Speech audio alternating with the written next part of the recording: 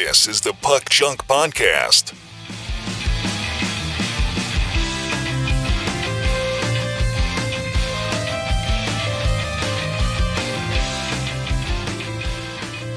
Hello and welcome to the Puck Junk Hockey Podcast. I'm Sal Berry, and with me is Tim Parrish and Clemente Lisi. And today we're going to talk about the 1979-80 O-Pee-Chee Hockey case that was sold once again at Heritage Auctions. So nice, they sold it twice. We're going to also talk about a few other things, including some athletes doing some autograph exclusive deals with Upper Deck, the return of Fanatics Fest New York City, and a couple other things. So, gents, how we doing? Who'd like to start us off with the situation report?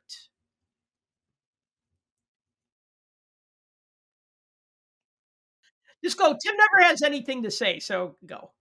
Well, last time we pointed at each other, so now I don't know what to do. But Just go. I'll just go already. No, everything's great. We're in the final stretch of the holiday season, so buying stuff. Still got Christmas shopping to do? Still got a little more to go, but by the time you listen to this recording, hopefully I'm done. But we lost a week because Thanksgiving came so late, so I feel the pressure of buying stuff, and I'm doing mostly online, which is kind of a change for me. But anybody's ever been to New York at this time of year does not want to go to department stores and fight off tourists. So that's where I am. Tim, how about you? I don't like to go to department stores around here. I don't live anywhere near a mega metropolis like that. You're like 45 minutes from Chicago. Yeah, but I would never in a million years go to Chicago to shop. I'm not paying Illinois taxes when I can buy the same junk here. It's ridiculous. I'm not funding any of that crime. Yeah, guess where we get our guns, pal? Indiana. Anyway, don't want to fund. I'll keep my guns here. Thank you very much. He says that, and he rolled up his sleeves when he said that. So I don't know which kinds of guns you're referring to now. Certainly not these. I have 40-ish to 50-ish year old man arms that doesn't work out, so you don't want to see these. No, I'm fine. I mean, I guess I was fine until you asked, but now that you've asked, it's kind of completely ruined it's just ruined my delicate equilibrium that I was sitting in. But that's okay. I'll get over it. We're good. Most of my Christmas shopping's done already. So kids are old. Christmas isn't fun anymore. They all want dumb things. In fact, my oldest son, he was asking for like actually practical things, like a laundry basket full of snacks that he can put in his little apartment abode that he lives in. And I guess they don't call them orthotics, but inserts for what are they called? Insoles for your shoes. Yeah, he wants those kind of things. So, and my youngest son, all he wants are jerseys. So that's easy. Just pick one. And then the other one wants everything. So, yeah. Anyway. Yeah, you know what the big item has been for years now is gift cards. Like that's what they want. They want money. I felt like when we were growing up, gift cards were not a thing. I mean, if you got a gift card, it was to a department store, and you were like, "Wow, what am I going to do with this?" But yeah, it was cool, but it was also lame. You can't play with a gift card. People actually like them, but I like to get people stuff because I feel like, oh, it's an item, it's personal, or get someone an experience. Like, hey, here are tickets to something, But it gets harder and harder to shop for the people in our lives because the more you know them every year, it's the same thing. You're like, nobody needs anything. And it just makes things difficult. I mean, we're probably easy to shop for because we have hobbies, we have passions, so maybe we're easier to shop for. But you know what's funny? You would think that, right? You would think that. Like, I know people aren't watching this on video, but some people have seen the menagerie that is behind me that is not a green screen. People know what I collect, right? So it should be piece of cake. Like, I got to get him something. Okay, easy. Nope. they don't even try to test the waters because they're, well, I don't know what you have, and I don't know if you'll like this, and I don't know this, and I don't know that. Just get it. You know what would be great to get? I've never gotten it, which is an eBay gift card because I'll spend money on eBay. Thank you. I've never Thank gotten you. that Look, from my aunt who listens to this podcast and my sister who does not listen to this podcast had a conversation recently, and my sister said to my aunt, "I don't know what to get my brother. Find out what he wants." So then my aunt says to me, "Hey, your sister wants to get you something for Christmas. What do you want?"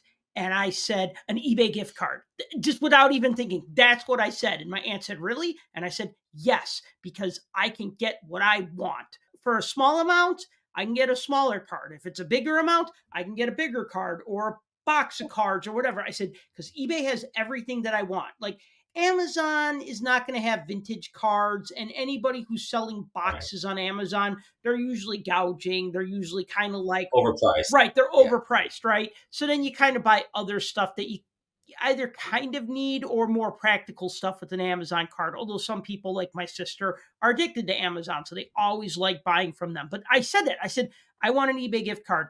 And I don't think anybody was satisfied with that answer because I think it got back to my sister. And I think my sister was kind of fishing like, "Oh, would you want this for Christmas?" And I'm like, "No, that's okay." It was like tickets to something. And I was just like, "No, that's okay." You know what I mean? Like, I know we talked about tickets and experiences and stuff, but it just wasn't something that I was particularly interested in. Nice thought though. Don't get me wrong. But like, if you ask and say, "Do you want this?" You don't want to like be disingenuous and say yes and then be disappointed when you get it. But if they don't ask and they give it to you, you go, you do the thing because they're thinking about it, right? But if they're asking, "Do you want this?" and you say no, that's okay.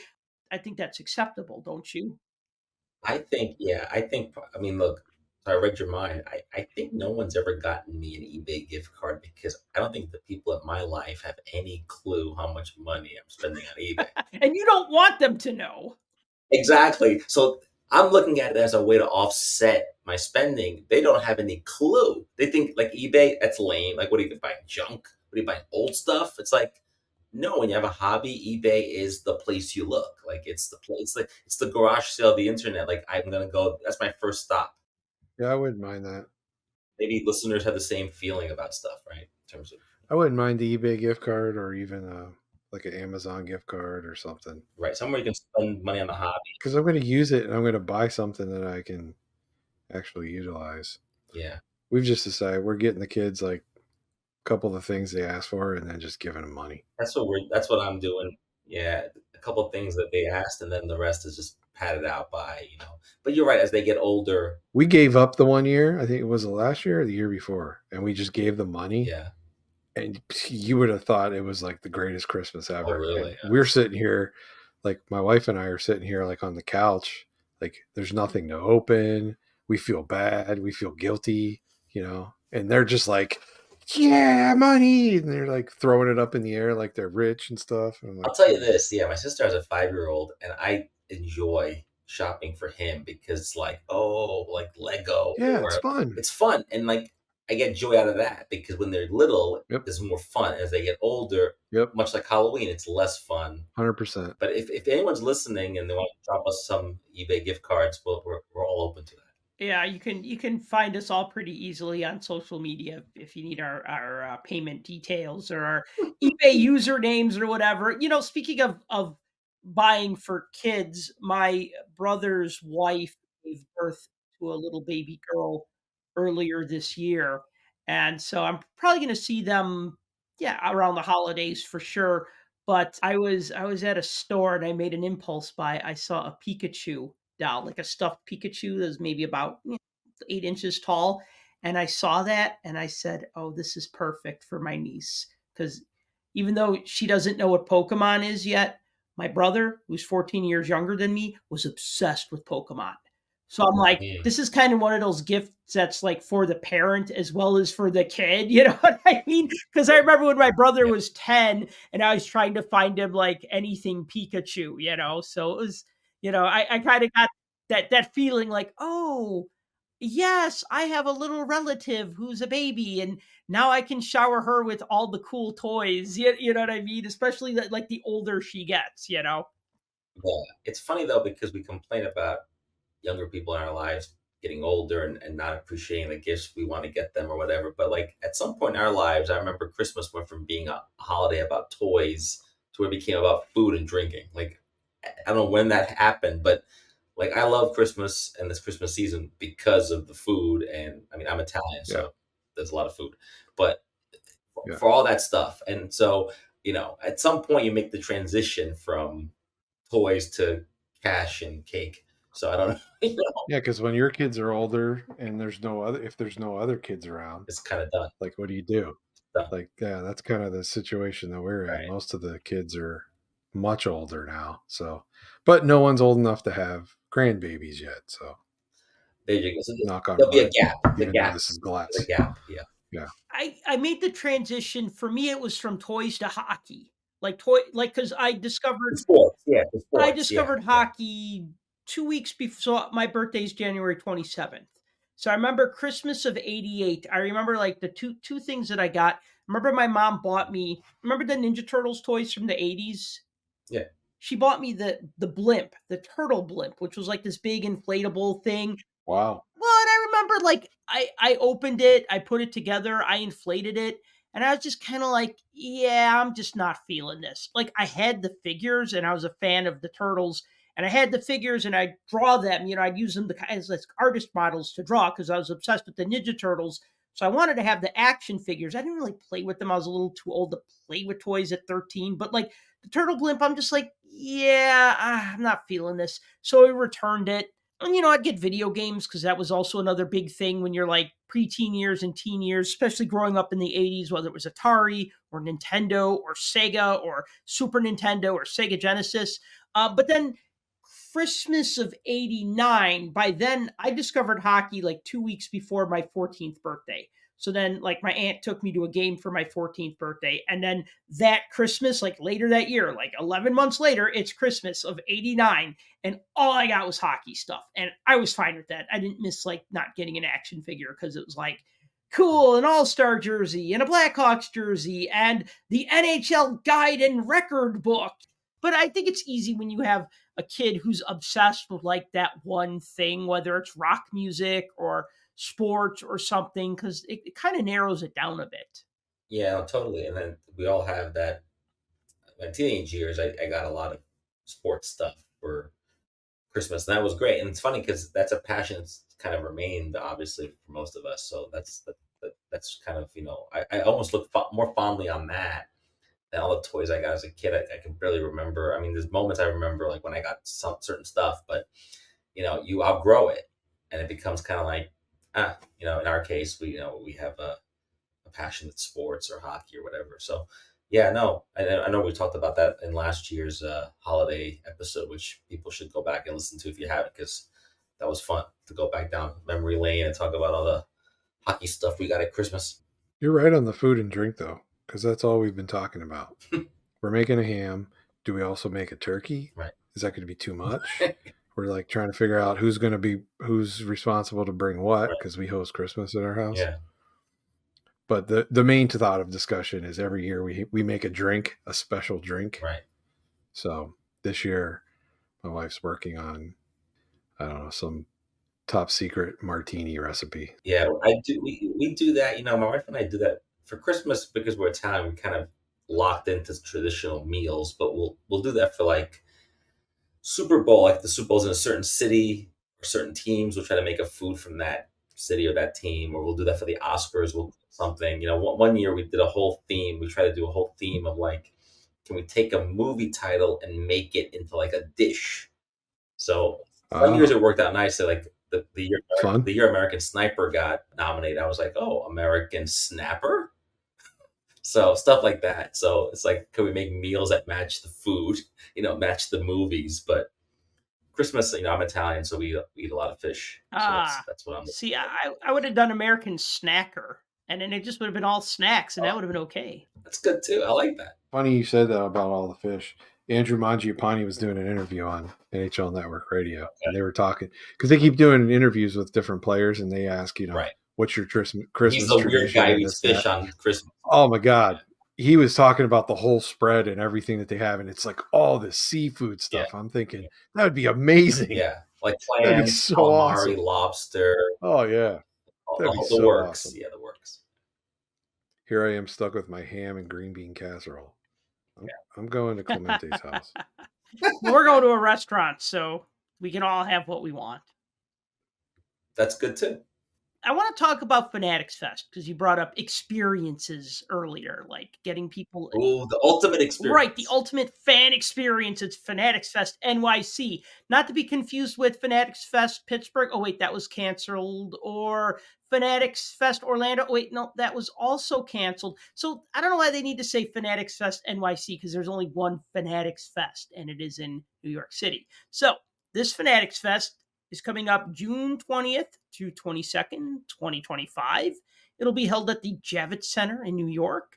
So here are the ticket prices, which I find these funny.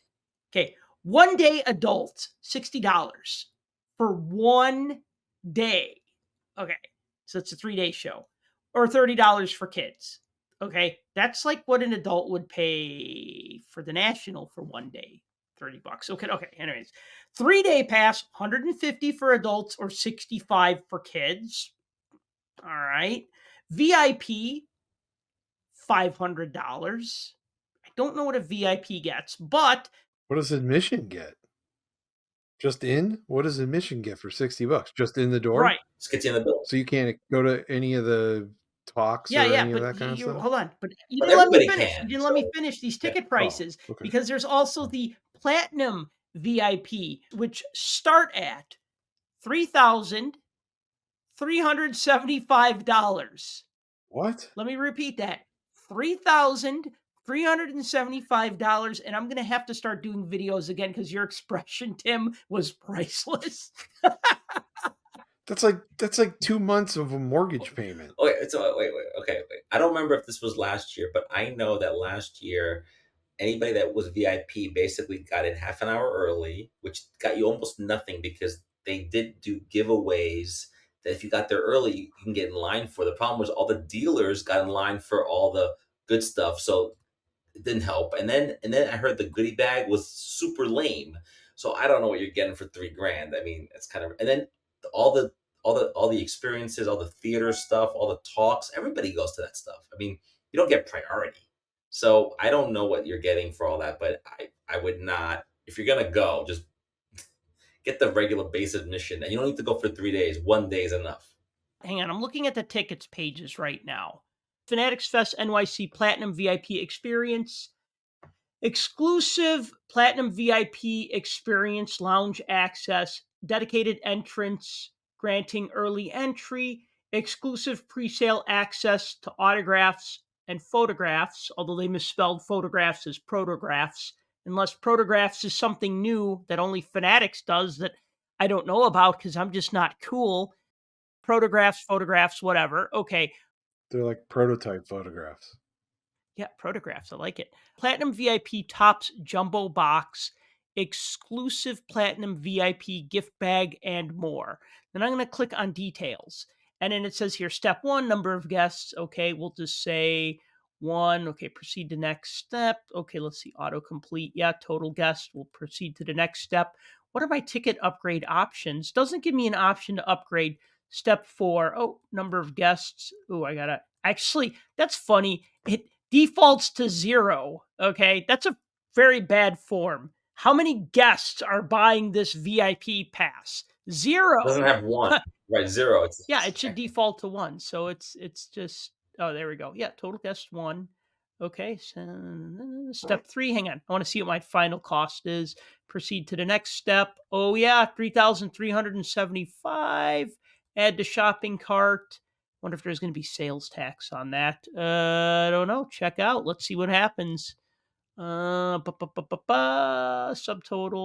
Yeah, I'm not going to complete checkout. I really don't want to find out what happens. But it doesn't tell you what you get for that. Well, unless they create a new tier where you meet somebody, like a meet and greet. But even that, I can't imagine. Well, is they worth- talked about, like, on the website, they talked about, like, being in the Fanatics. Oh, yeah, actually, there's another thing they talked about here is they talked about access to the show floor, including exhibitors, dealers, league attractions, the kid zone, and more. Access to the theater and center stage for live programming. Okay, everybody gets that. Dedicated check-in entrance only for VIP and Platinum VIP. Gift bags, only the VIPs. Both tiers get that. Early access, both tiers of VIPs. Fast lane for photos, autographs, Superstore, expedited fast lane, Platinum VIP, dedicated VIP. All right. Pre-sale for photos, autos, first access, dedicated stage lines, 100 in bonus bets with Fanatics sports books, VIP concierge, and then the platinum VIPs also get dedicated lounge with food and beverages, although they abbreviated bev, food and bev. That's just so shishi. So cool. So Gigi. Daily special guests in lounge, reserved seating at the stages, extra entry into raffles. So the rich can just buy into getting more raffle tickets. Ain't life grand? Wow, that's what $3,000 and change gets you. I'm just baffled by the fact that somebody would spend 2 mortgage payments to go to this thing. What are you going to get out of it? Like, really, what are you going to get out of it? The experience? I've seen the experience. I watched it on YouTube and Twitter and all the rest of the BS social media crap. I saw it. There's nothing else to see. What are you offering me? That doesn't even count a place to stay, does it? No. Is that your hotel? Is that your No. flight to go there? Is that your transportation to get from wherever you're staying to the venue? No, but it's New York. Everybody walks. It's to walk in the stinking door. And Clemente, you gave a Look, very good recap of break. last year or this previous year's show, this current year's show. Yeah, I mean, look. Tell me why I should spend $37. Well, no, I mean, you shouldn't even spend for the VIP. The thing is that I have a couple of thoughts here. One, the prices are outrageous. And I was talking about this with my brother-in-law recently because he was thinking of coming up from Baltimore to take his son to it. He's like, is it worth it? I go, look, if you're going to come up to New York anyway, it's worth it just one day because you didn't go last year and it'll be new to you. I don't know what they're going to do that will be different than last year. I mean, there's nothing to do. All the activations will be there and the card show part will be there.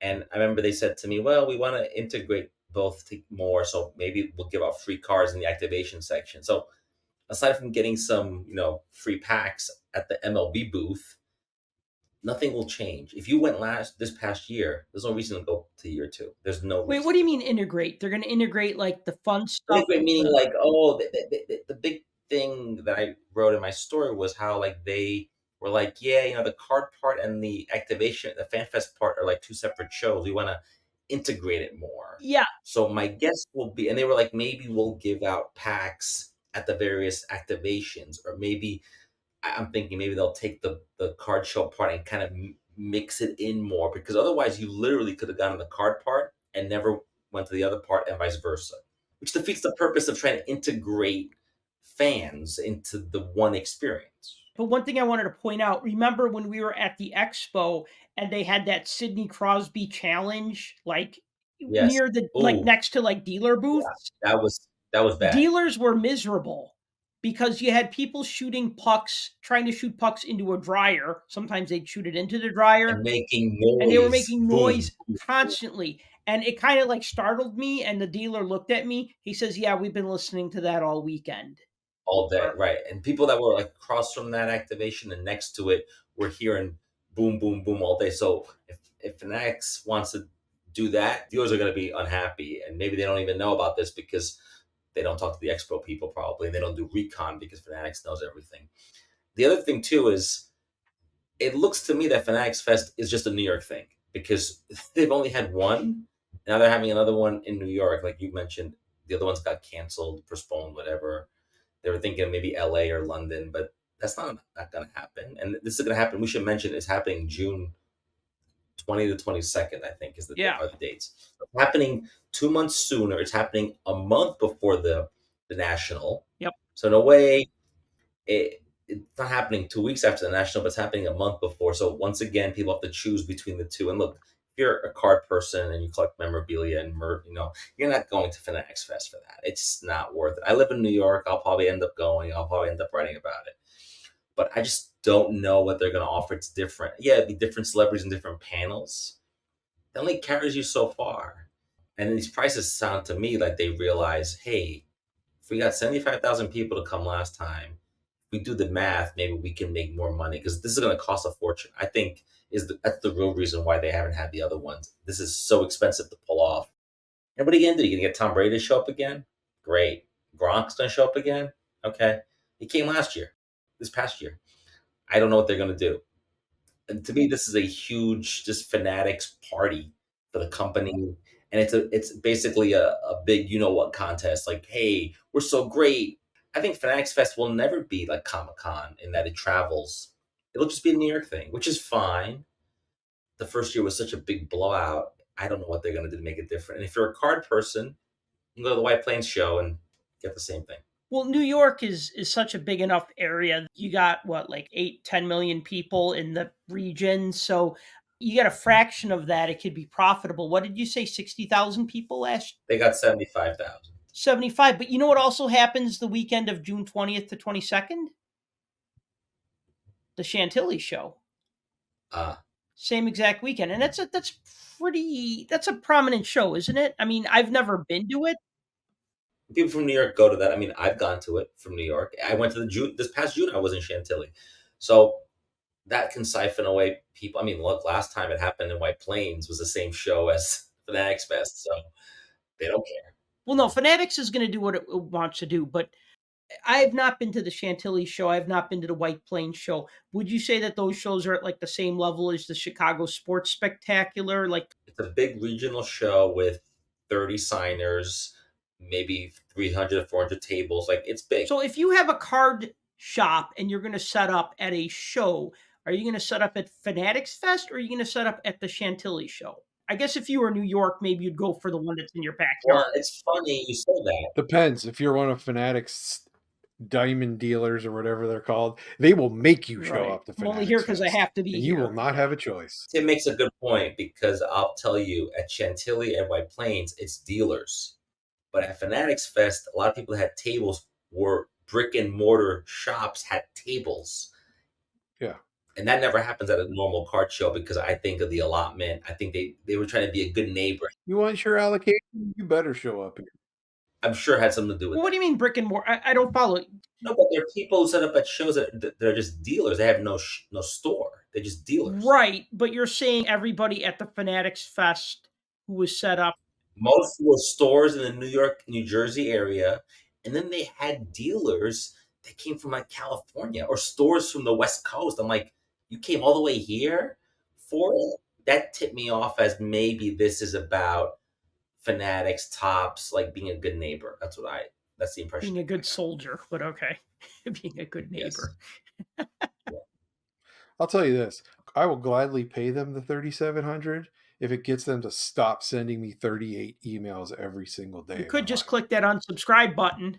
I could, but then I keep getting them. I'll get them from fanatics.com and I get them from the other fanatics.com and I get them from the third fanatics.com. My brother-in-law, who just doesn't do cards, but he's ordered clothes on Fanatics, said, I've got a lot of emails about Fanatics Fest already. I'm like, yeah, of course you have, because they have your email address. I bought a jersey on Fanatics, unfortunately. You're going to be inundated. Yep. And so I blocked it. And so then I ordered something off of there again. But I never got the notification that it was like shipped or sent or whatever. I'm like, what is going on here? I had them blocked. So I had to unblock them so I could get my receipt and everything from my purchase because it went to my email. And then I just keep getting bombed. So I shut the whole thing down. And then, of course, fast forward 365 days and I have to buy another stupid jersey. And so I did. And now we're back in the same boat again. So, yeah. I think Sal makes a good point. 3,700. No, I think Sal makes a good point about the metro area in New York is like 10, 12 million people. So if you get a fraction of those people to come and a fraction of the repeat people, you're back at 75. And some people will buy VIP because They have the money, makes them feel good. And so it'll work itself out. There's 12 million people in the greater New York area. Yeah, because New York City alone is 8 million. I just don't understand Wow. kind of the logic. Is Fanatics just doubling down in New York, or will they do this multi-city thing? I think that multi-city thing is not happening. I just don't see it. They got to figure out something else to do about the logistics. That's obviously the problem. So a couple of athletes signing deals with Upper Deck to have autographed items sold. Was it me? Is it you? Yes. Tim Parrish autographed boxer shorts and game used. Game used. Game used. What game? I don't want to know. Oh, boxing, of course. I Boxing don't wear shorts. boxer shorts. Match used, they would I want say. a Mangiapane like Christmas used fork. I get that From his seafood feast? from a seafood feast. Yeah.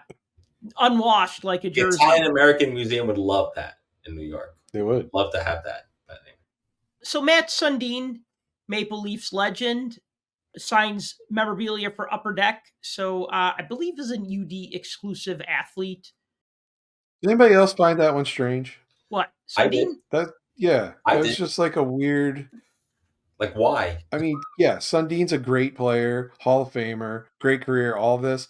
But that's like, why? Like, was he in the news? Were people talking about him? Why is this like on the tip of Upper Deck's tongue to where you're going to go, hey, we got to get him to sign? I thought because they're struggling to sign the newer players and competing with, they're competing with Fanatics and Bedard, they were competing with him. I thought, oh, you know what? They're going to go back to the 90s and go, hey, a lot of nostalgia here. We can make, Gretzky's big. Why don't we get Sundin? I think it's going to be the beginning of seeing more. What about Yager? Like, hey, I mean, it's Is that what it is? the beginning of like basically people like us who remember these guys. Because I agree with you. When I heard that, I'm like, is he in the news for some reason? Why now? It was interesting, and I'm fine. I'm cool with it, but it just seemed What do weird, you think, like Sal? I mean, out of place. yeah, you think? Well, let me just rattle off some of these autograph prices just so people have an idea of what the costs are. So a signed 20 by 16 photo is $300. A signed 20 by 24 photo, $350. Signed Maple Leafs puck, $250. Signed Nordiques puck, $350. Why is the Nordiques puck $100 more? Oh, because that's the one that people would really want to buy, right? Like if all things being equal, I'd want the Nordiques puck and not the Maple Leafs puck, even though actually probably a true fan would want the Maple Leafs puck because he was the captain of the Maple Leafs and he made his mark in the NHL with the Maple Leafs. But let's see, what else? Signed Hall of Fame plaque, $600 or $750 if you want him to add the HOF inscription. Signed jersey, $900 or $1,100 with Hall of Fame inscription. So those are the prices. Jesus.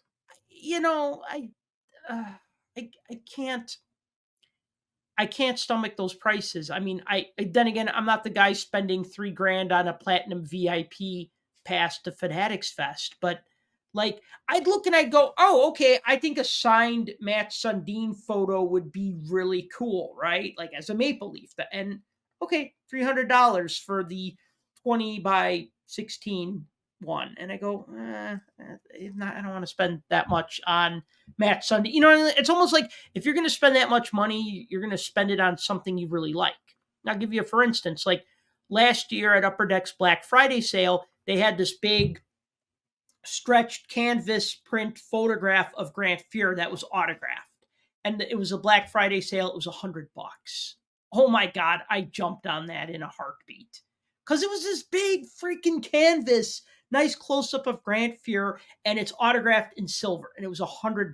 And I'm just like, wow. Okay. Now I get it. Maybe they're trying to clear those out or whatever, Black Friday sale. But you look, now if it was $300, I'd be like, I'd like Grant Fuhr, but maybe not $300 like Grant Fuhr, right? Like I like Matt Sundin. I don't know if I'd like him $300. I gotta tell you, I just went on eBay because whatever, and I just did the Matt Sundin autograph photo 8x10, and the first two that came up, one was $75, one was $20. So getting a Matt Sundin autograph on a photo is not impossible, and I don't know who they think the market is. Even nostalgics are going to be like,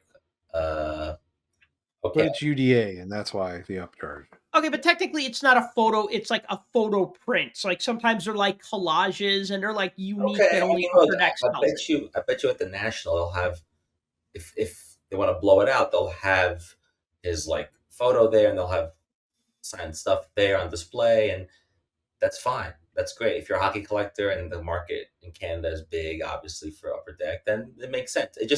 I agree with Tim. By itself, this announcement sounds just like what? Like in a vacuum, it's weird. If they had signed 3 names like Sundin, Yager, and somebody else, I was like, oh, I know where they're going for. But this could be the beginning of trying to enlarge that pool of signers. But it just seems weird. Just that's all. It just seems odd. It's a name I have not heard in a while, and It coincided with his appearance on the Spit and Chicklets podcast. I was like listening to that episode, and then like maybe like that. I'm a little bit behind on that show, but then I remember seeing the email. I'm like, oh, interesting timing. Just kind of, because he was talking about like being a Nordique and never getting into a fight, and then there being like a bench clearing brawl with like another team in like a preseason game, and he's just like he didn't know what to do because but I also think these guys, Because they don't fight in Sweden. because they don't fight in Sweden. I think these guys also realize there's a lot of money in the hobby now, and they're like, why not? I'll sign a deal. They'll pay me. I'll sign X amount of stuff a year. It's easy. Like, I don't know. Yeah. I don't blame them. $300 for a Leafs puck or $350 for a Nordiques puck. No thanks. I'll pay $20 and get him to sign the Canucks puck that no one else wants. Right. Yes, when we had Sedin, and Sundin on the same team, but I don't think they played on the same line, which was a travesty because that would have been a cool line. The Dean Sundin line, yeah. The Sedin, Sundin line, yeah. Yeah. That whole Canucks experiment with his career was that was something. Well, but we could say the same about Madonna in Detroit. We could say the same about I don't know, take your pick, Tim Thomas in Dallas, although he's not the same level as those guys. I'm just thinking of recent things because I'm trying not to say Bobby Orr in Chicago because I don't want to make Bruins fans cry. But you know what I mean when you get that guy who played Martin Brodeur in St. Louis. Wayne Gretzky in St. Louis. I mean, if they sign Sundin, I'm really looking forward to the announcement. They're going to sign Eric Lindros and Pavel Bure. So that'd be cool. Because that's where we're barking up the '90s tree again. So there you go. Well, no, but that's perfect though because all of us '90s peeps were like in our 40s, so we kind of have deep enough pockets. We have enough discretionary income that we can like buy these things, but we're not so old that we're thinking about retirement and grandkids and stuff like that. So this is pay dirt for them. I have a recommendation for Upper Deck. If they want to bring Matt Sundin to the National and put him at the Upper Deck booth, sign autographs, I'm in on that. They won't they wouldn't do it for free because then not for free, but not for these crazy prices. But if they're willing to do something like that, I'm in. Yeah. So another athlete that signed with Upper Deck, Sarah Fillier of the Professional Women's Hockey League. She currently plays for the New York Sirens. She won a ton of awards in college. She has 3 gold medals from international tournaments playing with Team Canada. So she also has signed items on Upper Deck.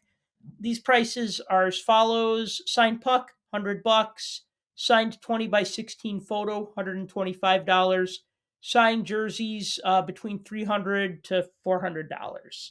So a few less items, but I think it's cool, even though I'm not necessarily like a collector of women's hockey stuff. I do try to track down all the greats. Like I do have a Cami Granato autograph and a Manon Rheaume autograph and, a Haley Wixenheiser autograph. And, I try to get all the greats, especially the ones that are in the Hockey Hall of Fame. When the PWHL set comes out, I'm probably going to buy into that just because it'll be a smaller set. It'll be finite and also it's unique. And also I want to see these things, happen. These things meaning like more collectibles of women's sports. So I think it's cool. Like, okay, here's this great young star player on the New York team and they're selling some autographed items of her. So I think that's pretty cool. I agree that, she's the number 1 draft pick and I like that they're giving her a deal that, people can speculate even on women's hockey rookies and the fact that this player will have autographed stuff. I agree with you. I was actually looking up right before we're recording. I was looking up when the WPWHL set is coming out. I'm confused as to whether it's the end of the year or February, but either way, I agree. I'm in on it. Like I want to support it. It's been pushed. It's been pushed, right? But I want to support pushed it. a couple times. Yeah, and we've all been dying to get our hands on some professional women's hockey card set. We keep getting promised a set, and I won't believe it until I actually see it. But yeah, it keeps getting pushed in this case. But I think it's in this case, unlike the Sundin one that was like a head scratcher, this was like, oh, this is a no brainer. Yeah, and the prices I think are a little more affordable. Makes a little more sense, I think. But I'm not trying to compare the two. I'm just saying, like, I guess, like if I knew a young girl or woman who wanted like an autograph of this of a Fillier, I'd be like, I'd have no problem like saying, okay, I'll get it a signed puck for 100 or signed photo for 125. That seemed like a nice thing. But if somebody said, oh, I really love Matt Sundin, it's just like I'd probably shop around a little bit, like you said, because I mean he'd had signed cards for Upper Deck products, and I'm sure he had signed cards in like old Topps products for like the late '90s, early 2000s, like Stadium Club. Don't quote me on that, but it just seems like he was like his autographs don't seem like super rare. You know what I mean? Like they seem to pop up. So yeah. Anyway, I want to talk about Top stickers for a minute. I know we haven't talked about Topps. We haven't talked about Topps now. Hockey stickers. And by the way, I still haven't heard anything about Topps album stickers for 24-25. Tim, have you seen anything in your digging around when you sleuth each week for the release calendar? Has Topps Not a peep. Not a peep? Yeah, I don't know what's going on with Topps. Like, are they not doing their sticker album anymore because maybe Fanatics is like, this isn't really as profitable as we'd like it to be? I don't know, but they're still doing the Topps Now stickers. They're doing 6 stickers a week. Like I said, it's like, I don't know, it's like $10.99 for like 5 stickers of the same player, or $13.50 if you get like the 6 sticker pack, one of each. But this is what I want to bring up, because it doesn't matter what's coming out each week, whatever. I just want to ask you guys. I looked up today. Don't look, because if you look up the answers, it's no fun. I looked up which sticker from 24-25 had the highest print run and which one had the lowest print run. So I want to ask you, which sticker do you think had the highest print run, and what do you think that print run was? Like, not which sticker, but who's this? I think Tim and I could agree on the sticker. I just don't know the print run. But Tim, do you think it's the Bedard first goal? No, I'm talking about this year. Oh, this year. This year, 24-25. Oh, not 23-24. We talked about that last year. And that Bedard had about 28,000. I think sticker number 1 had like 28, like a print run of like 28,000 or something. Oh, this year I think I may know, but so this year. So who would be the number 1 printed sticker for this year? I think I know, but let Tim go. I don't know. That's a tough one. If you would have asked this question like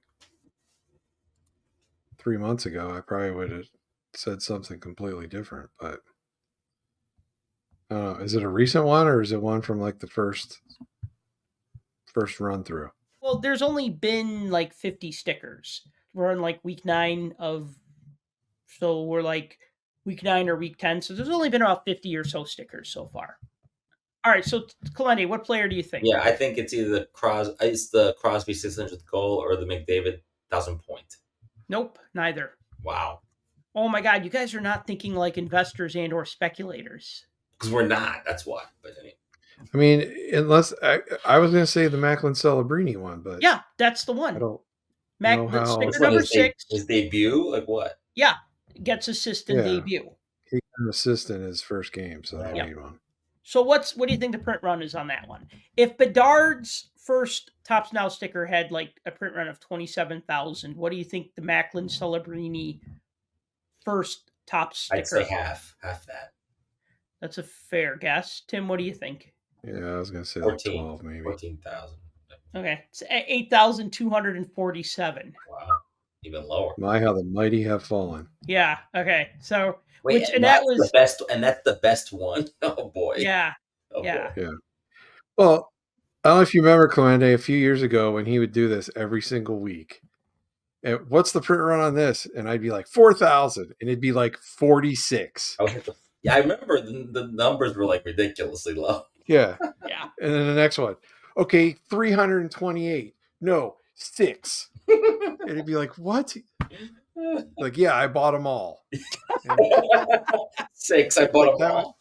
yeah, it was like that every week, and it was just like, man, this thing is dying. How can they keep this alive? Right. Yeah. They're waiting for Bedard. They were just waiting for Promised Land, but yeah. I guess I'm surprised the Utah Hockey Club one didn't do well. So okay, so that's the highest print run. Lowest print run, I know this could be anything, so I won't belabor this, but do you have any guess who it is and what that number might be? I mean, am I thinking of like the boringest moment of the season that got a sticker? Yeah. What Yeah. I don't know what that could be, but Well, when I tell you, you'll agree. I don't know. I can't even think. No, this is not one you would ever guess in a million years, which is why I don't want to like belabor this. Okay, it was sticker number 26. Nikolai Ehlers becomes the highest scoring Danish player. Oh, all right. I got a Cool. sticker. Okay. He got a sticker for that. Okay. And do you care to guess how many stickers? If Celebrini got 8,247, It's got to be 100. Tim, what do you think? I'm going to overshoot it here, but I'm going to say 325. Okay, Clemente was closer. It was 95 stickers. Well, Wow, not even Print 100. run of 95 stickers. See, I was gonna, I never. you're being too Never would've good, thought too that. nice. Yeah. 95 is. I thought it was going to be something like, a player that most people have never heard of or something like. Who's that rookie for the Canucks? What's his name? Archdeep Baines. Yeah. He had more. He had about 150, I think. Really? Yeah. Okay. Maybe he had over 100 because actually I thought the lowest was 120, and then I kept doing some digging, and then I found that the lowest was 95, and I said, okay, wow, yeah, Archdeep Baines had more than Nikolai Ehlers because the rookies will always get a few more. I mean, just to give a little more perspective, Matvei Michkov, 3,000 ish stickers for his tops now rookie sticker, at least his first one. I don't know if he has had more than one. And then like the Crosbys and the McDavids, usually around 1,000. I mean, you look at like some of like the players that people like will usually get a print run of around 400 to 800. And then the players that people really like 800 to 1,000 or so. And then the rookies anywhere from 150 to 8,000 in the case of Macklin Celebrini. But really, I mean, Topps could have just, last year, they could have just kept printing Bedard stickers and that would have just funded their whole operation for the year.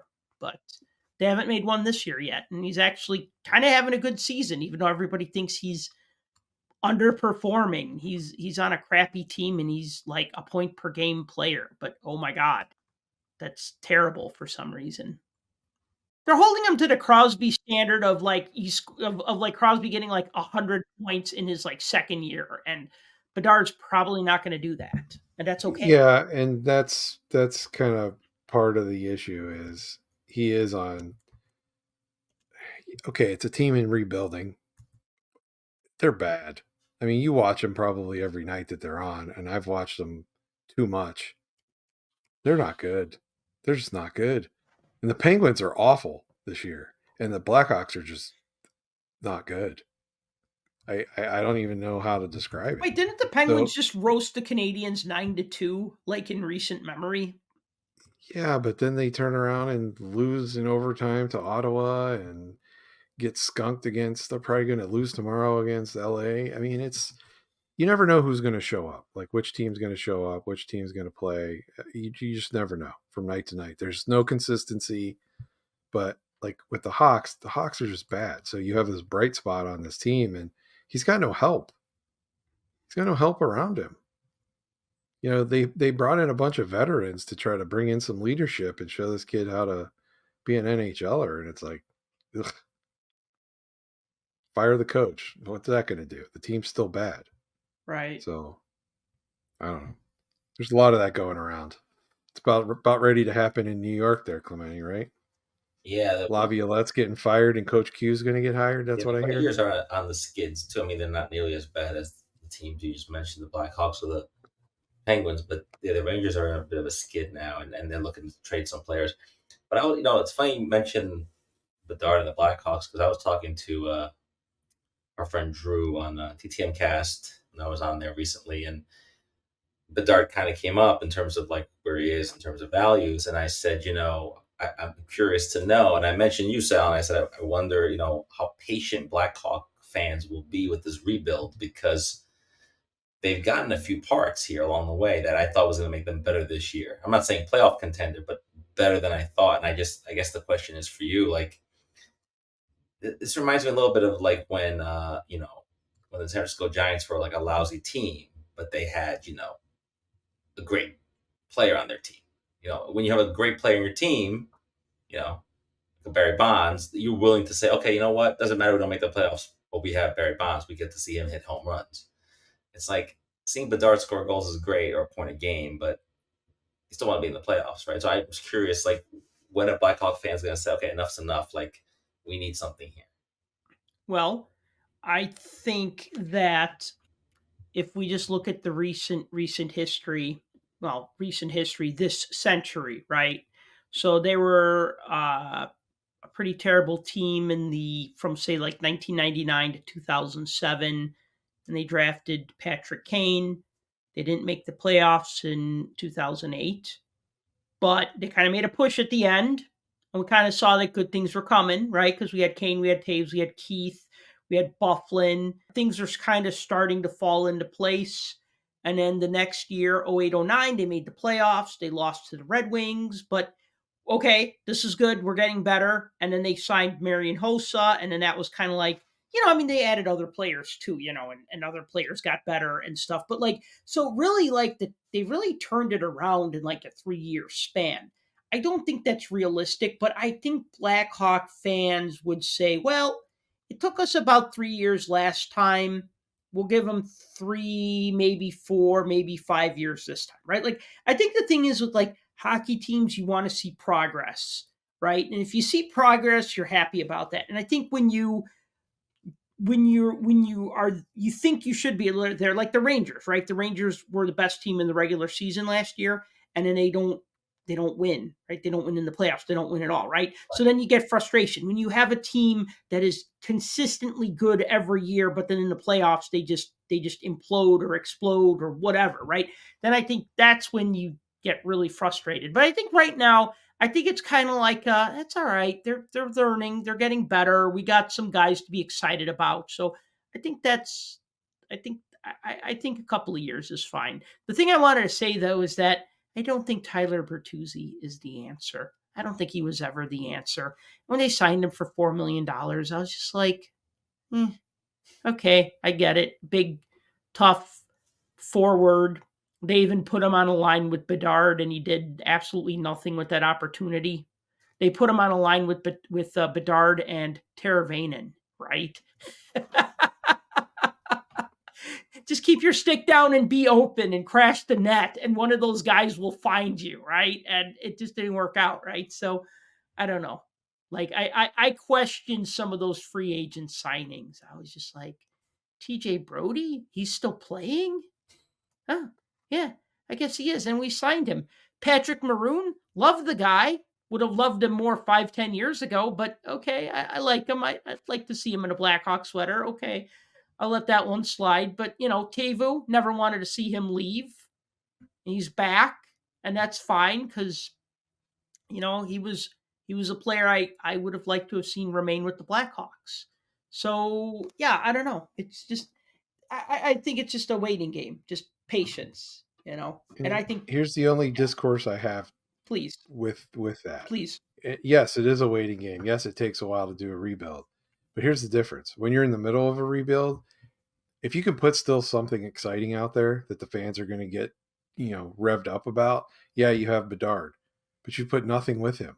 At least when the Blackhawks did their rebuilding and they got Tays and Kane and went through that, they had a whole bunch of young guys with young talent with a few vets in there sprinkled in. And each night it was kind of fun to watch them. I mean, you watch this Blackhawks team, it's difficult. I mean, it's difficult to watch. It almost is like, is this like an OHL team playing against an NHL team? Like, what is even happening out here? And really, I hate to do the comparison, but here's another team that's on a rebuild, and that's the Sharks. And you don't get to watch a lot of Sharks where we are because they're West Coast. But with all the game packages and everything, they're fun. The Sharks are fun. They have lines that are fast, and it's like pass. It's like exciting. I don't get that from watching the Hawks. And maybe I'm biased, but I at least want to see something. I mean, yeah, I don't really have a whole lot to cheer for with my team this year because they're just old and slow. But, it was inevitable. It's just the Hawks, man. I don't know. Something about it. And that's the thing. You have this bright spot. You have Bedard. He's supposed to be the savior of the hockey card hobby, and everybody's going to make billions and billions of dollars off of Bedard cards because they're the greatest thing since sliced bread. But if everybody walks away and stops watching, what's going to happen? Like we were talking about before the show went on. Like I pulled that Young Gun Canvas Shane Wright card out of a pack. Like this would have been a great card 2 years ago. But, they wanted him to develop. So they took their big draft pick and they buried him for a little while. He's doing great this year, but, the investor type people have lost interest already. They've walked away. Shane Wright's not on anybody's radar anymore. Bedard still is. I think he's got that sophomore hangover, right? That a lot of players get. If they don't come out like barnstorming, people are like, flash in the pan. Celebrini's better. Let's move on. I don't think anybody thinks that. Oh, a lot of people do, actually. There's a lot of talk of that. I don't necessarily agree, but, Yeah. Changing the subject, because we got to move on, so this isn't a 9-hour podcast. Although I think some of our subscribers would like a 9-hour podcast, although maybe not all in one sitting. Fleer Ultra is back. 2022-23 Fleer Ultra is an e-pack exclusive. $11.99 for an 8-card pack. Oh, by the way, these are digital cards. Now, there are also physical insert cards like most e-pack sets.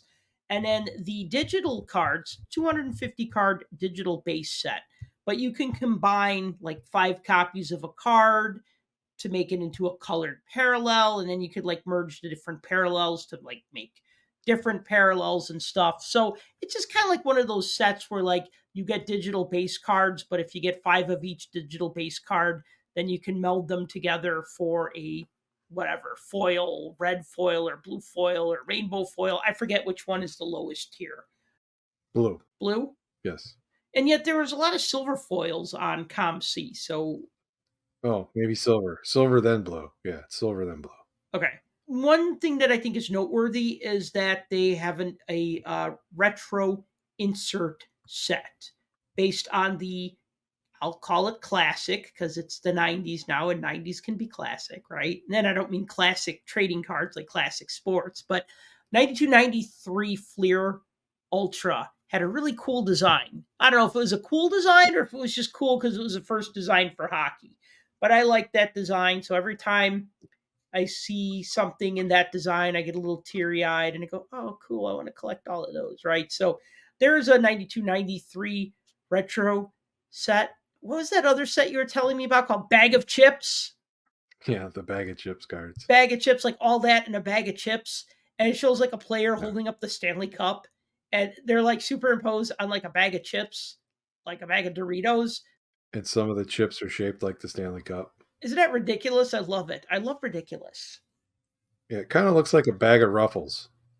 I haven't heard the phrase "in a bag of chips" in like, I don't know, 30 years. I mean, just Well, I guess it's appropriate then, I like right? it. I like it. Yeah. Like, what other 90s sayings could we turn into insert sets, right? Like rad is one of those great 90s words. Yeah, there's so many, right? Not, of course, none of them come to mind, but Yeah, none of them come to mind because we like suppress them. you could do like a whole like subset and call it like fly or booyah Booyah. or Right. the bomb. The bomb. So the bomb would have to be like guys with hard slap shots, right? Like Or the like bomb. you can do like an eat my shorts.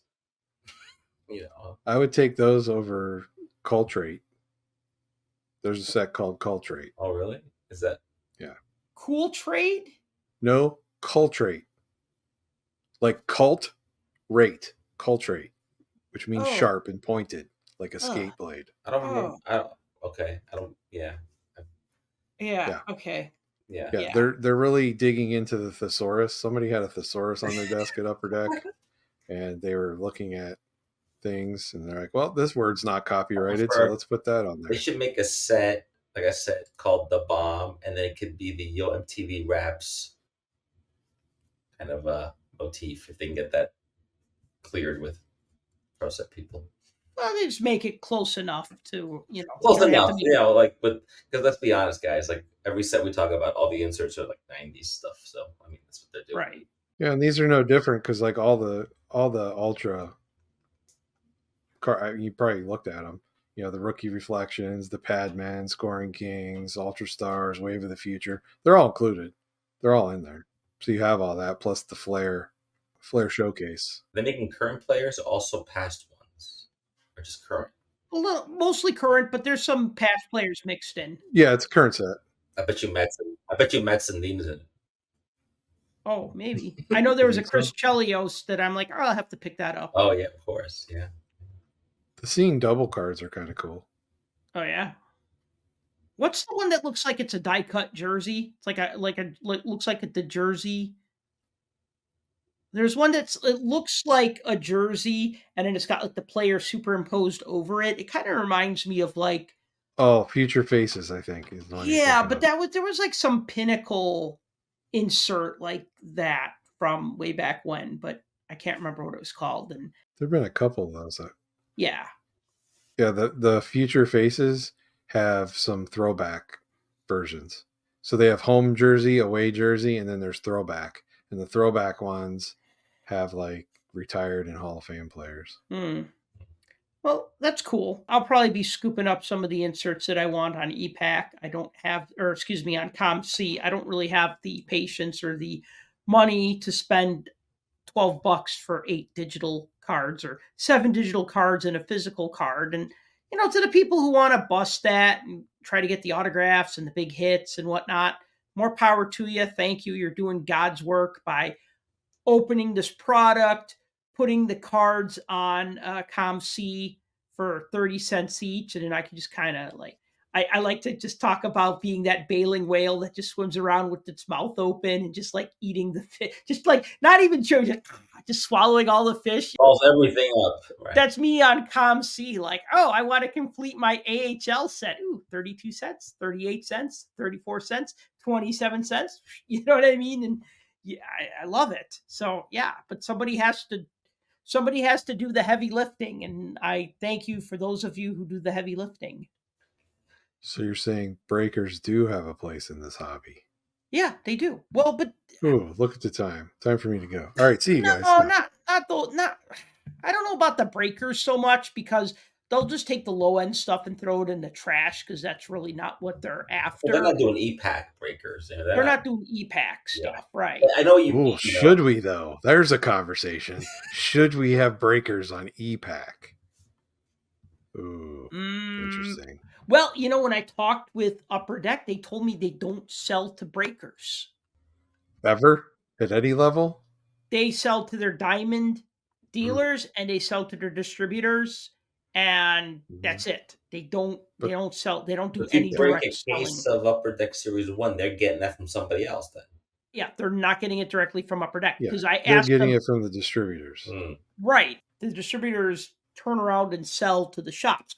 I've talked to some card shops before, and sometimes I've asked them hard questions where they could give criticizing answers of Upper Deck. And I said to them, "Do you deal directly with Upper Deck?" And they said, "No, we deal with the distributor." I said, "So if you're not afraid if you say something, I'm not like saying, do you think Upper Deck is a terrible company?" Like I never ask questions like that. But if I'm asking something and they say, "Well, we really don't like this," and I say, "Are you comfortable talking about why, or are you afraid you're going to lose your allotment from Upper Deck?" They'll usually say, "No, we get our allotment from our distributor. Upper Deck has nothing to do with that equation." So then they'll give me like more unfiltered answers versus somebody who's buying directly from Upper Deck might not want to say something that might, Jeopardized there. Exactly, right. But anywho, yeah, they told me that they don't sell directly to breakers. It's good to know. Well, moving along, Parkhurst Champions also back. 23-24 Parkhurst Champions. So if you didn't have a chance to get a Connor Bedard rookie card, guess what? You can get the 23-24 Parkhurst Champions Connor Bedard rookie card. So set breakdown, 220 base cards, 30 rookie short prints, 30 legend short prints. Also of note are the 52, as in 1952, retros, which look like the 52-53 Parkhurst cards. It's a 100 card insert set that fall one in every 8 packs. There are also autographed versions of these Parkhurst retro cards. Those come one in every 360 packs, and there's 53 cards total, autographed cards total, including a super short print of Wayne Gretzky. Anyway, I actually bought last year's Parkhurst Champions. I got a hobby box. I got a few retail blaster boxes, which I kind of regret now. I think Tim tried to talk me out of it too. I'm like, Target is doing 20% off of their sports trading cards. And Tim was like, don't do it. This is me texting him. I'm killing time before class. Sometimes I have over an hour to kill before class time. And I'm just like, I'll go to Target. And then they added 20% off. And so I ended up buying all this Parkhurst Champions. And I'm just like, I like this set, but I don't want to complete it. So I bought a complete base set, and I need to track down the short prints, but at least I got most of the set. So I like the set. I'll probably buy it again this year. Don't know if it's shelf worthy because I'm pretty much out of space on my shelf, but I do like the design of it. It's kind of new and kind of retro at the same time. Well, it's a big set to build if you're trying to put it together yourself with the short prints. 280 cards. It's a lot. Only 60 short prints though, but yeah, 220 base cards. Yes, 60 short prints, but they're 1 out of 15 in a hobby box. Ugh. So you might get 2 in a box if you're lucky. But the thing is and I always say don't buy the retail because you're going to get skunked. But if you're just going for base cards, then sure, fine. But you at least get an autograph or a memorabilia card in a hobby box. But I do like the retros. I liked them last time too. And I thought they brought the legendary captains set back too, which they did. Was that an 05 or was that an 06? One of those years. The captain's inserts? Yeah. Or Yeah. it's a short prints. That was 06, 07 Parkhurst. Okay. I knew it was one of those. Yeah, 5 they or were 6. serial numbered. Yeah. So those are kind of neat design. They almost look like a circus poster. Mm-hmm. It's kind of how they're set up this year. And for some reason, did you see the gold driven cards? I don't think so. I'll take a look. They had a test print that they were put on their advertising called gold driven. For some reason, those look to me just like something else, and I can't figure out what. But somebody used a design that was very similar to that, and I can't think of who, but it looks very similar. Looks a lot like, it kind of reminds me of Collector's Choice mid-90s. Yeah, I don't think it was an Upper Deck brand that I'm thinking of. I'm thinking it was Panini, possibly. Huh. Or, you know what? I bet I know what that looks like. I'll have to go back and look. I think that's a Top Skate design, almost.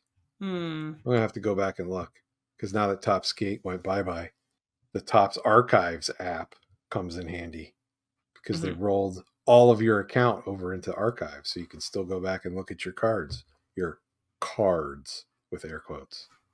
I'll have to go back and look because it looks awfully familiar. A lot of these cards come up on the podcast every once in a while. These like sort of old digital cards that are in your account. Say that again. I think this happens pretty often. Where this like these mysterious old cards from Top Skate come up in conversation. They live somewhere on the internet, right? Like in your account. Yeah, I can like pull them all up right now if I wanted to, but there were great designs. And it was like, too bad Topps doesn't have a license because they can't make all this stuff and they can't make real cards out of it. But then I think of the bigger picture and I'm like, you know what? Never mind.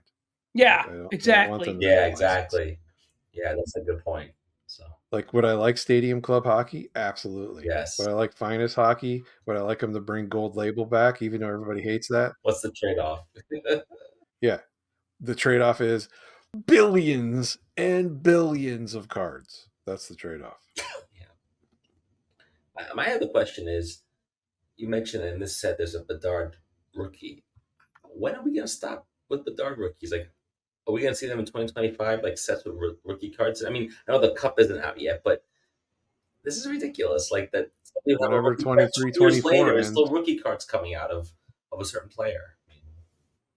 Well, until they're completely and utterly, entirely, I'm going to use a lot of LY words, caught up, we're stuck with that. Yeah. Because you got Parkhurst Champions, you still have Upper Deck Premier, you still have Upper Deck Ultimate, you still have the mysterious Skybox set that may or may not see the light of day at some point.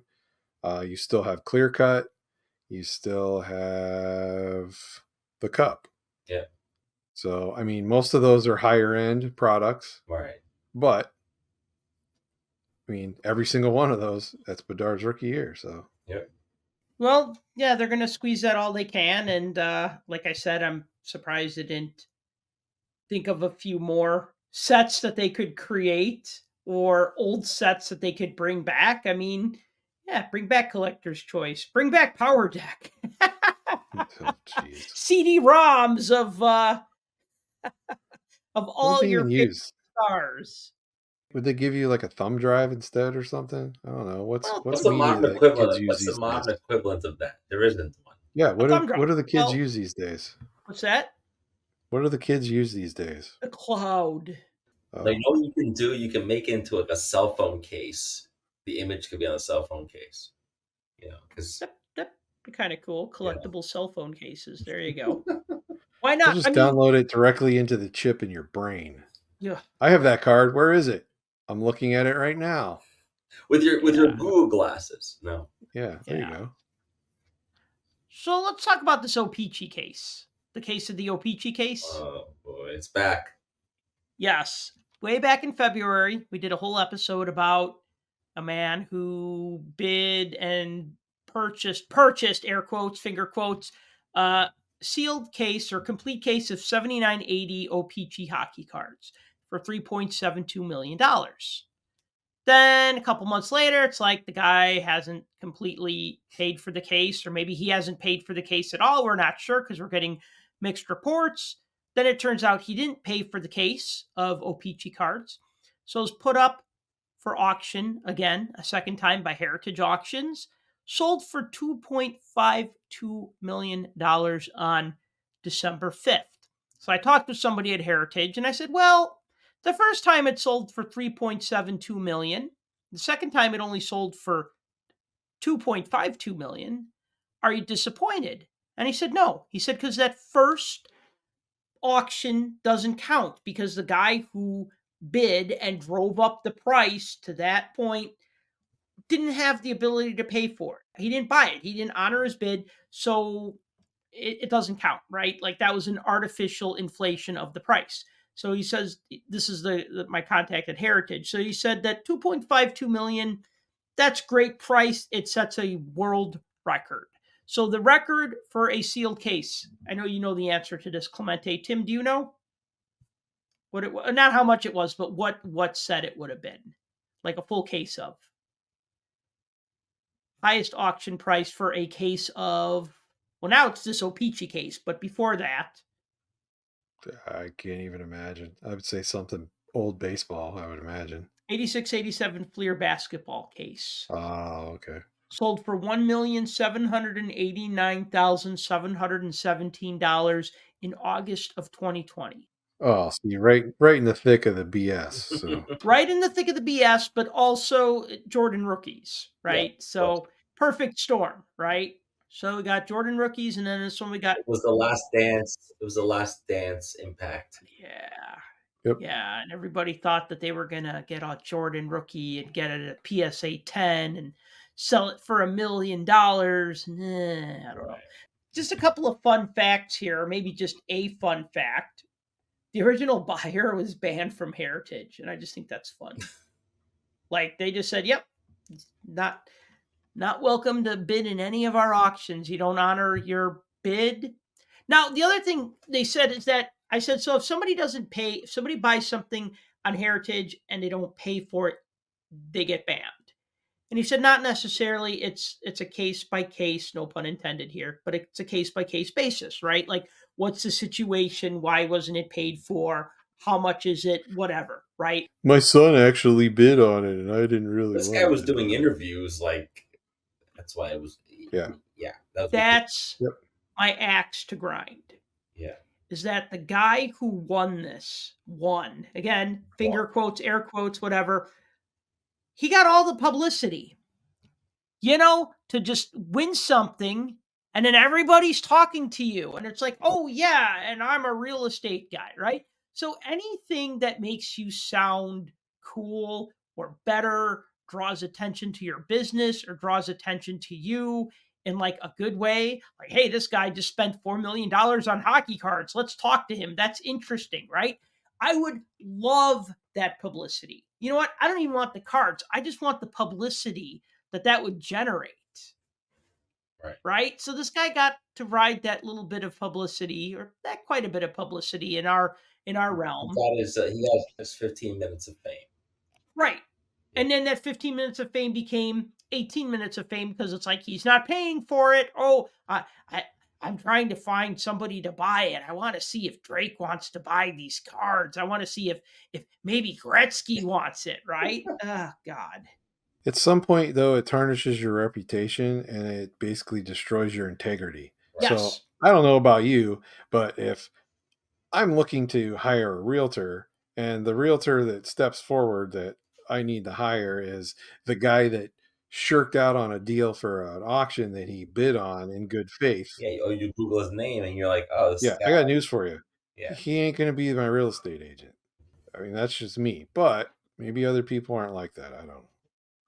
No, I mean, obviously, of course, I wouldn't want to like buy something, win something, and then not pay for it, and get the publicity that way. I'm just saying, though, that like more harm than good now. But I mean, at the time, it was just like. No, I know what you're saying. I mean, he took full advantage of the situation that he was in and used it to his, whatever his end game was going to be. I mean, he might be the nicest guy in the world, but whatever, it is what it is. Right. Yeah. So anyways, just thought that was kind of interesting that it was resold. I mean, it's funny. Like sometimes you see stuff sold again, like it's the same item.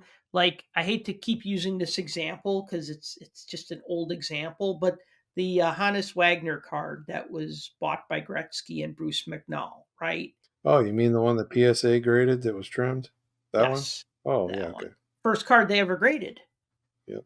Well, that card has been sold for more each time because it used to be owned by Gretzky. You can buy that card for less money, but people want the one that was owned by Gretzky. So that one in particular has sold for more money. Maybe you can buy that card. I can't buy it. Not you or me. I'm just saying, like I think a $3,700 Fanatics ticket is too much. Can you imagine? Well, $33.75, but who's counting? Yeah. Yeah, maybe 37 if you count your flight. But I got to thinking about unopened boxes and unopened packs. And this is actually, I'd love to end the show with a discussion on this because I realized something. I had an epiphany. Oh boy. This is why you listen to the show, for my epiphanies, for my aha moments.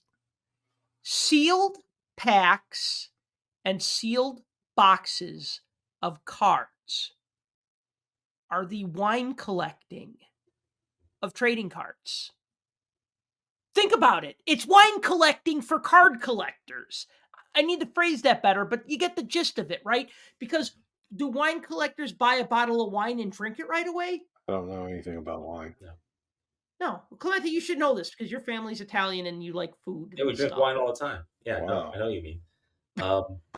That's not a We stereotype dance at all. on tables and stuff like that. No. They have No, a wine cellar, right? No, And I know what you mean. No, that's totally true. But not every wine bottle is created equal. Just like every wax box is not created equal. I mean, you could have like for example, I thought of this earlier in the year is saving a box of Series 2 sealed with potentially Bedard's rookie in it. Is that worth keeping sealed? It's worth keeping sealed until somebody pulls the 1 of 1 gold outburst. Which no one has pulled yet.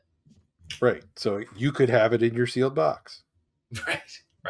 That's how you can sell it. Or you Right. get a case of Series 2, stick it in the basement somewhere, and then 30 years from now, people are like, oh, this could be how many Bedards are in this box, But I don't know. I'd like to explore that line of thought earlier, or that thing that you said a minute ago about not all bottles of wine are created equal. Right. So I guess the thing is if you had a bottle of wine, they say that wine it gets better with age, right? Like the flavor gets better the older the bottle of wine is. So if you have a bottle of wine, let's say from 1979, what's the guarantee that it's going to taste good? It could be vinegar. You don't know, right? You don't know until you open it, Yeah. right? So Yeah. as long as it's sealed, it has value. Yes.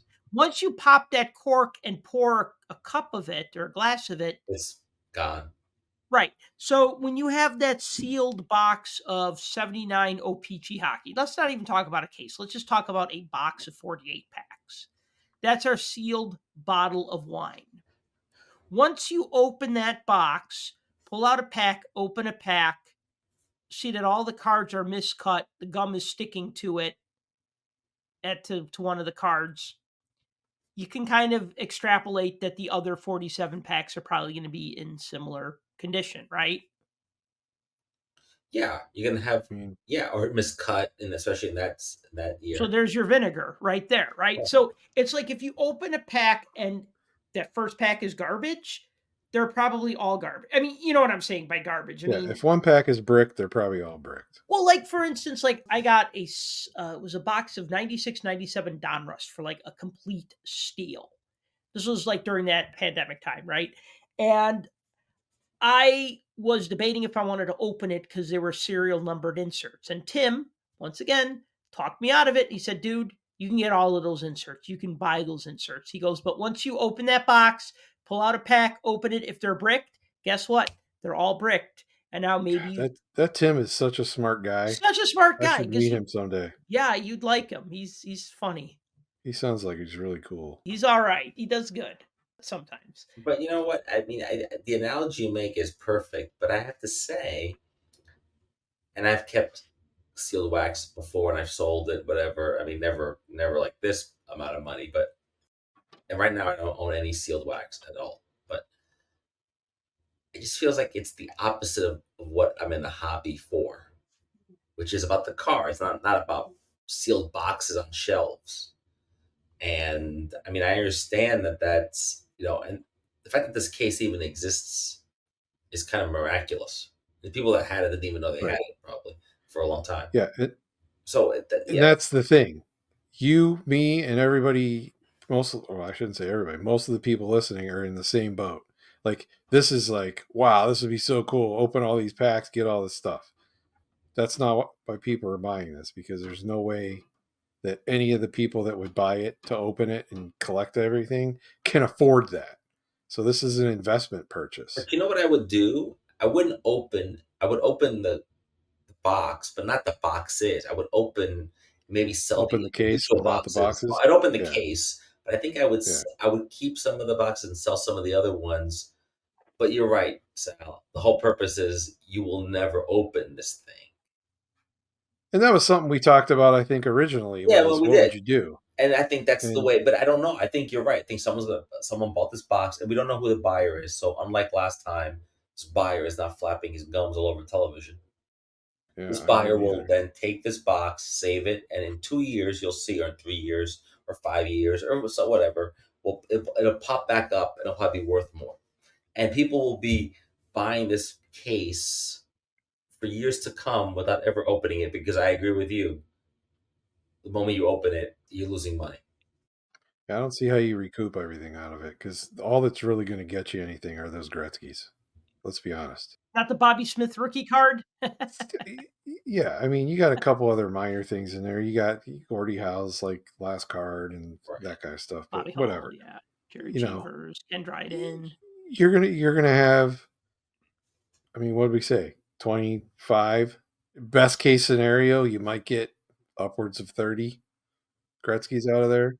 That was 24, right? Our math was, so if you opened all the packs and if you got the exact same amount of cards, like an even distribution of all 396 cards, you'd get 27 of each card with some Yeah, leftovers. But that's yeah. assuming that you don't get like 10 of one and 6 of another, or not 10 of one, but like 30 of one and 24 of another one. Because, you almost never get exactly a perfect distribution. So Right. we said anywhere from 24 to 28, with 27 being what the average expected amount could be.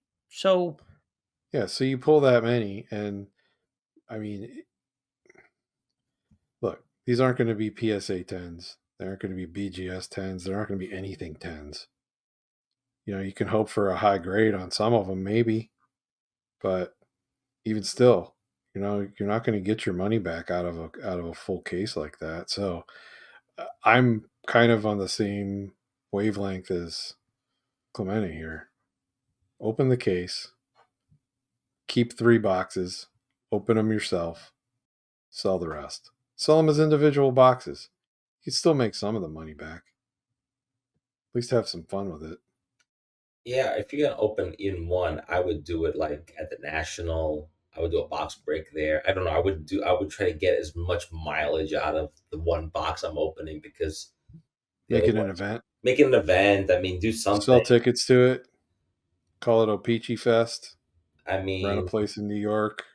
We'll call it the the Javits Fanatics Center. Fest people would love to have that at Fanatics Fest to open it in front of people because it's like, oh, something different, But Oh, of course they would love that. They were like, "Oh, look, it's a Topps throwback design. We're going to put this Yeah, in the exactly. new Fanatics." And then you can charge VIP tickets to it. No, but Yep. but yeah, I don't know. I just feel like clearly the buyer, whoever he or she is, I think is just going to keep it sealed. But it is an intriguing point you mentioned, Sal, about sealed wax. Look, this is a unique situation. This is a complete box full of, a complete, case featuring like the greatest hockey player ever.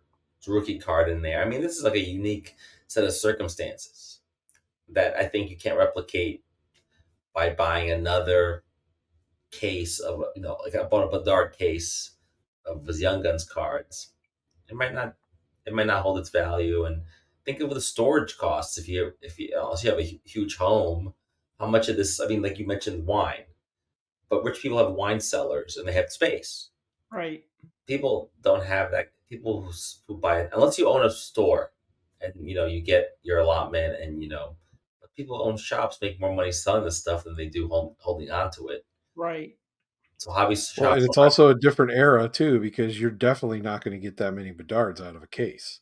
If you have a case of It that, doesn't you work the sit on same it. way. It doesn't work. Right. You're Yeah. right. Right. You might get one out of You a might get case. right, maybe not. You don't know. Yeah, I mean, one and one is not worth more than So the configuration doesn't work anymore. I mean, can you guys think of any kind of set from that era or older that would be the equivalent of? I can't think of anything. And so, For what? Nothing For with something hockey? that's that yeah, high for hockey. profile. Yeah, for I hockey. mean, the next best guess, 85, 86 O-Pee-Chee with the Lemieux rookie, Okay. and an 84, 85 O-Pee-Chee, which they printed a lot of 84, 85 O-Pee-Chee. They cut back in 85, 86. The reason why I bring up those 2 years, um, well, big rookie cards. 86, 87 that had Patrick Waugh's rookie card. That was 264 cards, if I remember correctly. I think the thing is that like with Tops, the problem with Tops, I mean, and I guess anything like with a Tops Gretzky rookie, 79, 80 Tops, maybe. The thing is that like, I mean, I guess what if you're talking about like breaking the case to potentially pull high grade rookie cards? Right. Yeah, the ones that I mentioned, 79, 80 Tops, 85, 86 O-Pee-Chee. I wouldn't even bother with 85, 86 Tops because you had single prints and double prints. You had 165 cards in that. Now, I think Lemieux was one of the easier cards to find. But Tim, you've tried to put together an 85, 86 top set. You know how frustrating it is because there are some cards that are short printed Oh, absolutely. or single printed. Absolutely. Yeah. You were there when I bought that vendor box. Yeah, it was what, like $20 or something? Yeah, it's like $20 for a vendor box, and I thought the vast majority of the set would be in there. Nope, there are like 8 of every card, so there ended up being like 40 cards. Yeah, you gave me like you're like, here's 13 Ed Olczyk rookie cards, and here's Yeah. 13 Phil Russell Yep. cards, and They were in great shape, great condition, nicely centered and everything, but I mean, you there had was 2/3 of the set, so you still yeah, needed a lot of the cards. Yeah, right. so that's the thing. Like anything that has like a weird distribution, and yeah, you're right about the Bedard. The other thing that we can't overstate enough is the bricking problem, because you open anything glossy from the '90s, most likely it's bricked. Yep. I opened two things recently from the '90s. I opened 2 boxes of 90-91 Pro Set, no bricking there because those were very low gloss. No more glossy than a Topps card, right? So those didn't brick. The other thing I opened, and I was pleasantly surprised, was a box of 93, 94 classic hockey pro prospects. Those are glossy, no bricking either. Don't know why, just good genes, I guess.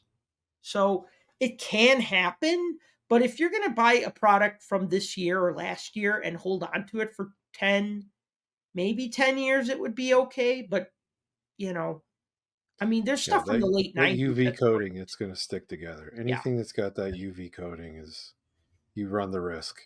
Yeah. So, So it's just not worth it. I have a box of Stadium Club Hockey. Actually, I think I got like 2 or 3 boxes of Stadium Club Hockey from 91, 92.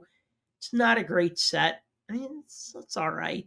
no, and I've opened individual packs of that and they suck. Do they brick? Oh yeah. Okay. Like half the packs are stuck together. The baseball one's bricks. So no. Yeah. Yeah.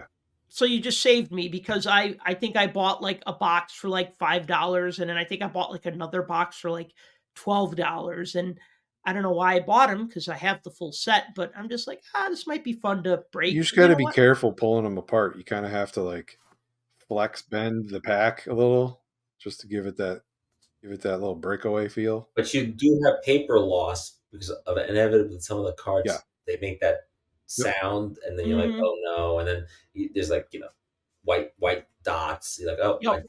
I just chipped off the front of the card. So Yeah, I mean, I think if I was going to break anything, not to change the subject to the '90s, but I do have a lot of '90s boxes.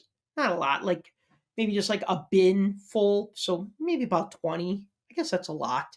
I do have a full box of 89, 90 Tops. Don't know what I'm going to do with that. I keep saying I'm going to open it, but I still haven't opened it, and I got no real reason to because I have the set. right.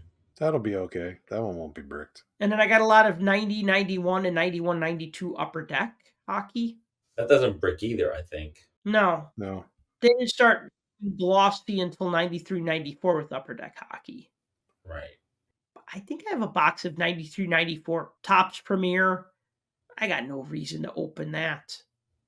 Like, actually, one thing I would like to do, there's a company, and I forget their name, but I'm going to look them up next time they're at the National. They make plexiglass boxes I've seen that you that. slide your sealed box into, Cool. and they're UV proof. So if you have that unopened box of Tops or that unopened box of Pro Set or O-Pee-Chee or whatever, and you want to display it on your shelf, or even if it's an open box and you just want it to have it like on display and not fade, they sell these plexiglass cubes for I you. will say, like, putting it on display is kind of fun. I think whether it's full or empty doesn't matter. But with the plastic case around it, it could be fun to have on a shelf, kind of like you would have a book or a trophy. That's fun. But this whole idea of like having a whole case of whatever set, I think what we said, it's unique to the Gretzky rookie. And look, no one's ever going to open these boxes, and that they should, because we kind of know what's in them already. You know, it's like Capone's vault. Well, that was empty, but no. But it's not like you're gonna, it's not like, oh, we opened it and it was G.I. Joe. Well, that would be huge. That would be But I guess the equivalent to this would be like that Pokemon case from the '90s. Maybe would be the equivalent of this. Because the prices for some of that stuff is crazy because nobody hung on to those cards. Everyone played games with them or threw them out or whatever they did with them. So there's rarity there. Yeah. But anyone's ever been to the expo knows there's a lot of Gretzky rookie cards. It's not a rare. No, there are. There's no shortage of them that are out there in the world. So, of all kinds of grades. I mean, yeah, if somebody decides to, let's say they do miraculously bust this open and 27 Gretzky's in fairly high grades suddenly hit the market. Is it going to suddenly destroy the resale value of, that level? I don't think so, because he's kind of like a market foolproof player just because of who he is. But at the same time, no one's going to do that because that would be crazy. That would be absolutely an insane thing to do. So to make an equivalent, like, yeah, you can talk about the 85 set or the 86 set or, whatever. Honestly, the only way you're going to find something that's anywhere remotely close to this is if you can find somebody somewhere that's got stuff going backward. Mm-hmm. And I mean, the rarity of this existing, and that's 1979. What are the odds of finding, like a box of 54 somewhere? Right. Or a case for that matter. It's not happening. No. Like, it's just not.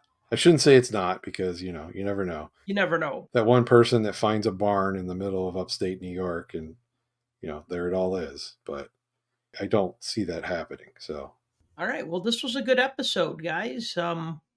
Merry Christmas, Happy Holidays, Happy Hanukkah, Happy whatever you celebrate, or Happy Holidays. I guess that's the good catch-all. Happy Hockey Days, because we also got, hockey games going on. What about Festivus? Festivus for the rest of all of us, yes.